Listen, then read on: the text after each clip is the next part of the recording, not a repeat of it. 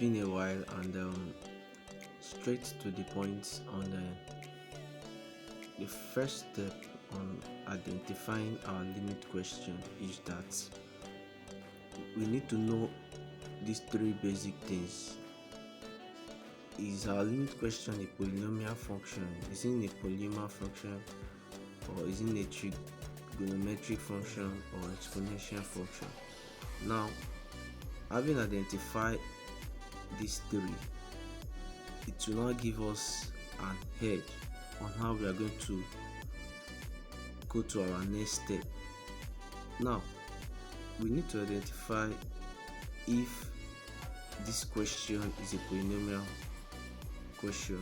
Now, and for those that still don't understand what I mean by polynomial function, is, for example, you're having a function, a question like 2x plus 5.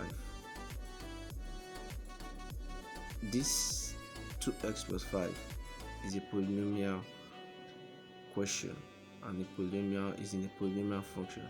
Now, we also having x squared plus 4 is also a polynomial question, or you can have it in sense that you have 2x plus 5 divided by x squared plus 4. Everything all together in division sign is a polynomial question. That means our question is a polynomial form. Now, the other thing to identify is the trig function. Is it in the trigonometric way? Now, what you need to understand, when you're having questions set in sine, or you're having your limit questions set in sine, cos, and tan, simply means you're having your question to be in a trigonometric function. And when you're having now in exponential function, you're having it to be having e. When you're having this letter e, most times you have it in your calculator. Also, when you're having letter e, it makes exponential in your question. That's in exponential function. So those are the things you need to first of all identify, because once your question is in polynomial function, we will have to use our calculator in degree mode. What I mean by degree mode is that your calculator, now after owning this my calculator, now it is in a radian mode. It is R. Now for a polynomial question now, you need to set your calculator in degree. That is, you press shift mode, then 3. So it is in degree mode. Then for a trig function, you have to set it as shift mode. That's, it will have to be in radian. That's for trig. Then for exponential, most times I would say you can use your exponential function in either radian or degree, but most times when you're having your question in exponential alone, you can use it in degree or you use it in radian, you will still get the same answer. But for better answer, you can use it in degree. So like I put down here, your calculator for polynomial has to be in degree, for trig it has to be in radian, and for exponential it has to be in degree or radian, but preferably degree mode depending on your question. So just take note of these steps. This first step, take note of the first step. It's very, very important.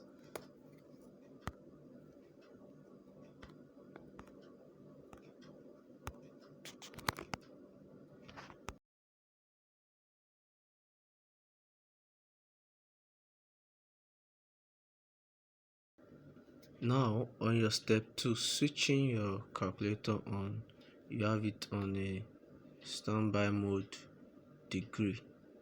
So now we'll be solving this question. Now the main purpose of we using calculator, don't forget, is to be fast. And now for you to use calculator, you have to be conversant with some of those places where all these letters and the numbers are. Now straight to the point, we have our question in sine 3x over x, limiting x to 0. So wherever we have x, we are going to input 0. So this one will be 3 open bracket 0 over 0. Now that's in the literal representation of this question. Now what you just need to do now is that this is in trig function, like I said the other time, when you have sine, cos and tan. So first thing is to just convert this to radian. So that will be shift mode 4. So we have it in radian now. So having it in radian, now another thing to know is that this question is in fraction. So bring out the fraction first.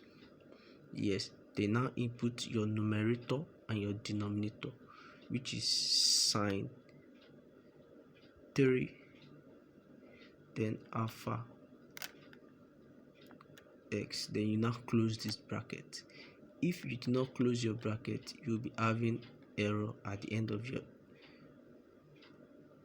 answer. So you need to close your bracket. Then you switch this your cosine sign to the denominator. So then you have your x, then you put your x. So this question is what you have here, or this your question is what you have here. So that's one thing you should know in the step 2. That's for the step 2. Then now this is a place where you have to be very careful. Now don't forget, we are limiting our x to 0. We are limiting our x to 0.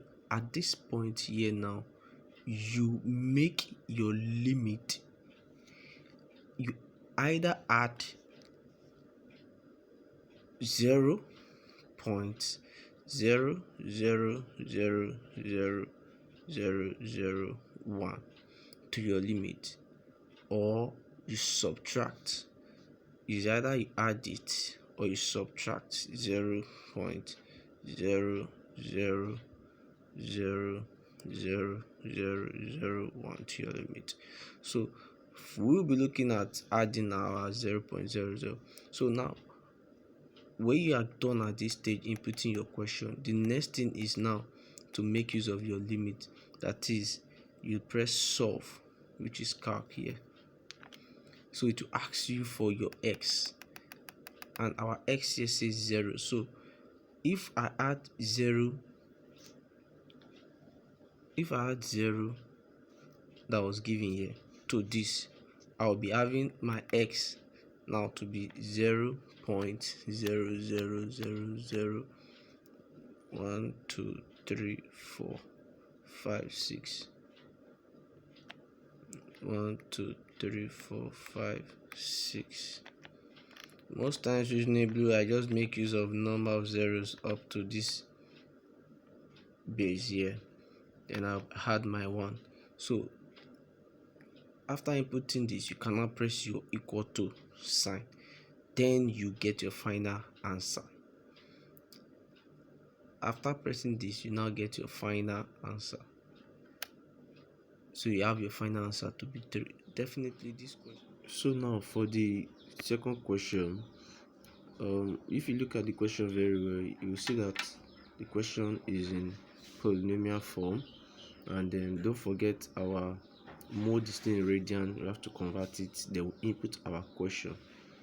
Let's convert it to degree. Then we input our question.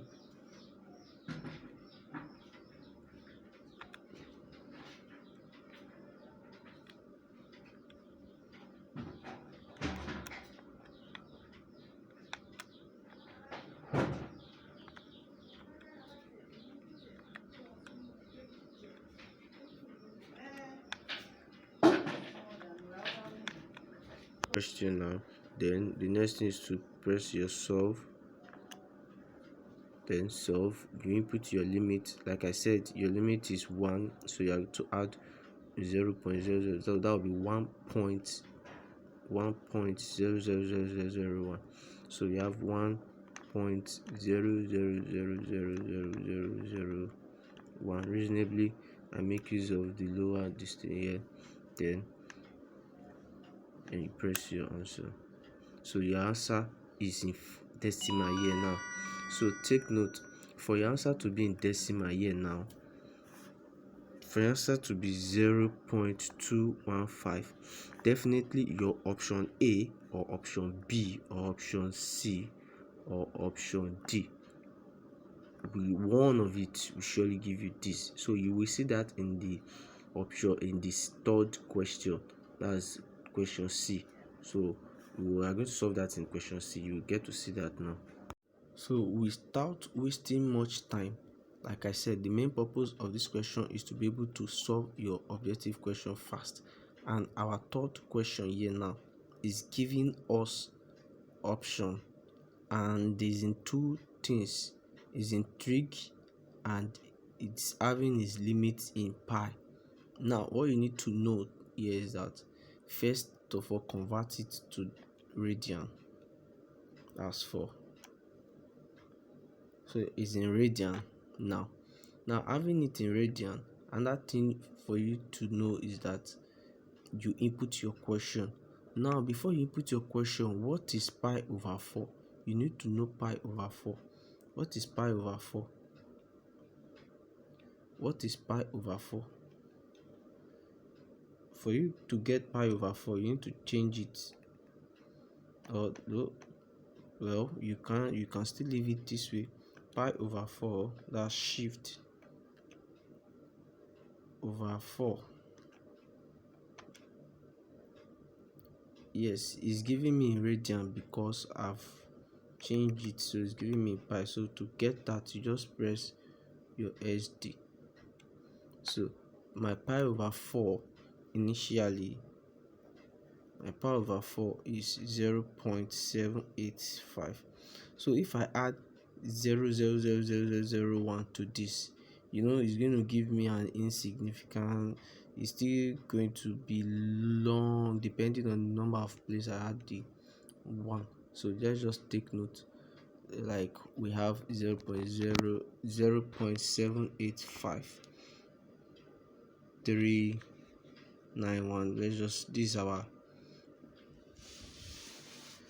is our pi. So now let's just take note how just watch how I'm going to do it now. This is our pi. Then you can now input your question. Our question is in fraction. 1 plus sine 2x close bracket, then your numerator 1, your denominator cos 4x close bracket. Then you have to be fast with this. So pressing this, now we go to our calc. Now the main reason why I solved this pi was because we won't be able to go back to solve this again. So now having this, I'll just press my pi to be 0.785 0.7886. So when I have 0001, I'll have this 86. So then I can now press my answer. So now looking at this question, looking at this your answer that you got 1.00000, now which you can see that this your answer happens to go with option A, not option B, not option C, and not option D. It happens to go with option A, so your answer is option A. If you solve this in any method of solving limits, you surely get option A. Now option D, like I will say now, is what I want us to solve. Our answer is going to be 1, and I want us to solve it and drop in our comments. Try this, solve in your comments, or if you are not able to solve this, but I'm very sure you'll be able to solve it. It's very, very, very simple. Let's just do that. We have x then e raised to power x, then sine x close bracket. Don't forget, wherever we have a, this type of question is telling us that wherever we have a, it will be in place of x. So wherever we have this, we put 0 0. So that's just the representation. A is x. A is x. So just take note. So then after inputting your question, then you can now press your calc. Then your x is 0. So adding 0.00001 to it, we have 0.0000001. 0 plus 0.0000, you still have 0.0.